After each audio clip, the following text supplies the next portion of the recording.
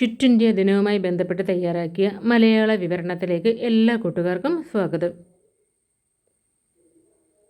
British ഭരണത്തിനെതിരെ പതിറ്റാണ്ടുകളായി പോരാടിയ എണ്ണമറ്റ പുരുഷന്മാരുടെയും സ്ത്രീകളുടെയും ഇന്ത്യൻ സ്വാതന്ത്ര്യ സമരത്തെയും പരിശ്രമങ്ങളെയും ആദരിക്കുന്നതിനായാണ് ക്വിറ്റ് ഇന്ത്യ ദിനം ആഘോഷിക്കുന്നത്.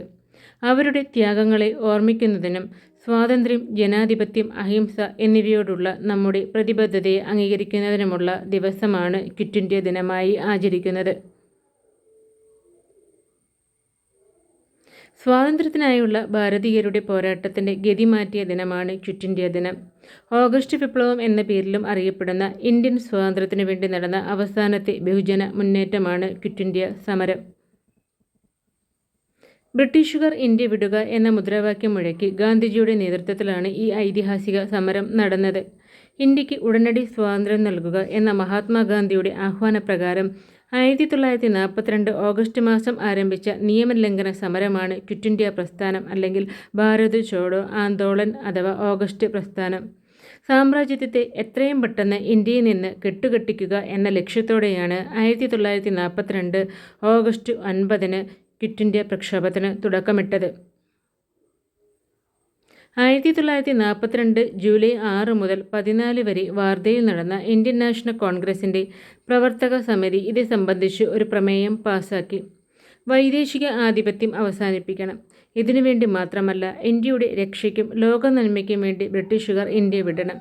ഇന്ത്യക്ക് സ്വാതന്ത്ര്യം നൽകാമെന്ന് ബ്രിട്ടൻ പ്രഖ്യാപിക്കണം.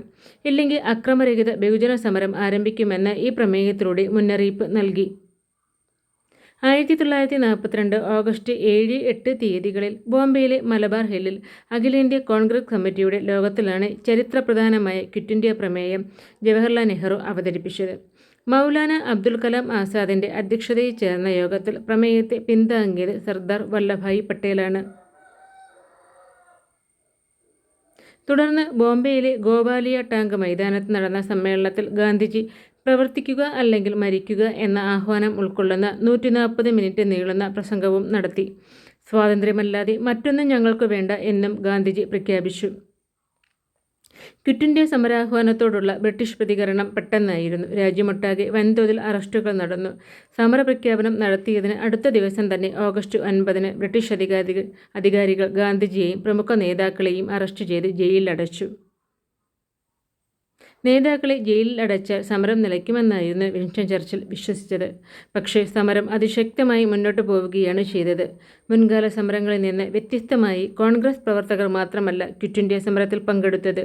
സോഷ്യലിസ്റ്റുകളും ഫോർവേഡ് ബ്ലോക്കും വിപ്ലവകാരികളും സജീവമായി പങ്കെടുക്കുകയും ചെയ്തു. അധികാരികൾ അടിച്ചമർത്തൽ നയം സ്വീകരിച്ചതോടെ ഗാന്ധിജിയുടെ അഹിംസ മറന്ന ജനത തീവ്രമായി തിരിച്ചടിച്ചു. രാജ്യം മുഴുവൻ അക്രമത്തിൻ്റെ പാതയിലൂടെ സമരക്കാർ ബ്രിട്ടീഷ് നയങ്ങളെ എതിർത്തു. ഉഷാ മേത്തയും റാം മനോഹർ ലോഹിയും കോൺഗ്രസ് റേഡിയോയിലൂടെ ജനങ്ങൾക്ക് ആവേശം പകർന്നു. അന്യായമായി ജയിലിൽ തടഞ്ഞുവെച്ച നേതാക്കളുടെ മോചനത്തിനായി ഗാന്ധിജി 21 ദിവസം ജയിലിനുള്ളിൽ നിരാഹാര സമരം നടത്തി. 1943 മാർച്ച് 3 ഗാന്ധിജി നിരാഹാരം അവസാനിപ്പിച്ചു. ഗാന്ധിജിയുടെ പുത്തൻ സമരമാർഗത്തിന് മുന്നിൽ ബ്രിട്ടീഷുകാർ തോൽവി സമ്മതിച്ചു. സോഷ്യലിസ്റ്റ് നേതാവും ഇന്ത്യൻ നാഷണൽ കോൺഗ്രസ് അംഗവുമായിരുന്ന യൂസഫ് മെഹ്റലിയാണ് ക്വിറ്റ് ഇന്ത്യ എന്ന മുദ്രാവാക്യം സൃഷ്ടിച്ചത്. സ്വാതന്ത്ര്യ സമരത്തിൽ ഇന്ത്യൻ ജനത നടത്തിയ ത്യാഗങ്ങളെ ഓർമ്മിക്കുന്നതിനുള്ള ഒരു ദിവസമാണ് ക്വിറ്റ് ഇന്ത്യ പ്രസ്ഥാന ദിനം. ബ്രിട്ടീഷ് സർക്കാരിൽ നിന്ന് ഈ പ്രസ്ഥാനത്തിന് കടുത്ത പ്രതികരണമാണ് നേരിടേണ്ടി വന്നത്. പക്ഷേ അത് ഇന്ത്യൻ സ്വാതന്ത്ര്യ പ്രസ്ഥാനത്തെക്കുറിച്ചുള്ള അവബോധം വളർത്തുന്നതിനും ഇന്ത്യൻ ജനതയുടെ ദൃഢനിശ്ചയം ശക്തിപ്പെടുത്തുന്നതിനും സഹായിച്ചു. കൂട്ടുകാർക്കുള്ള ചോദ്യമാണ് അടുത്തത്. ക്വിറ്റ് ഇന്ത്യ എന്ന ആശയം അവതരിക്കപ്പെട്ട ഗാന്ധിജിയുടെ പത്രം ഏതായിരുന്നു എന്നതാണ് കഴിഞ്ഞ വീഡിയോയിലെ ചോദ്യം. അണുബോംബ് വികസിപ്പിച്ചെടുക്കുന്നതിനുള്ള അമേരിക്കയുടെ പദ്ധതി ഏത് എന്നായിരുന്നു? മൻഹാട്ടൻ പ്രോജക്റ്റ് എന്നതാണ് ശരിയായ ഉത്തരം. ഉത്തരം പറഞ്ഞ മിഥുൻ കൃഷ്ണയ്ക്ക് എല്ലാവിധ ആശംസകളും. എല്ലാ കൂട്ടുകാർക്കും വിജയാശംസകൾ നേർന്നുകൊണ്ട് അടുത്തൊരു വീഡിയോയുടെ നമുക്ക് വീണ്ടും കണ്ടുമുട്ടാം. അതുവരേക്കും എല്ലാവർക്കും ബൈ. Thanks for watching.